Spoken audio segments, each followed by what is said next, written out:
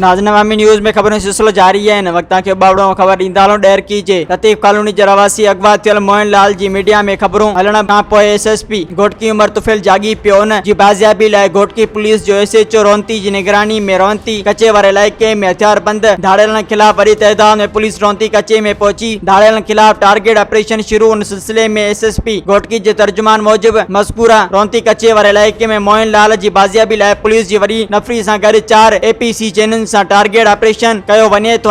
मोहन लाल मेघवाड़ औरताणे आवाज़ ते हरखजी मिलण लाइ रोहंती कचे वारे इलाइके में वियो त हथियारबंद धाड़ेलनि उनखे अगवा करे वरितो। वधीक चयो वियो त रोहंती कचे वारे इलाइके में ऑपरेशन में जल्द डेर की शहर जे रवासी मोहन लाल खे बाहिफ़ाज़त बाज़ियाब करायो वेंदो जॾहिं त पुलिस पारां ऑपरेशन दौरान हथियारबंदनि जे ठिकाणनि खे बाहि ॾेई साड़ियो वियो। मज़ीद खबरों और तफसीलात के लिए विजिट करें हमारी वेबसाइट www.awamiNewsHD.com।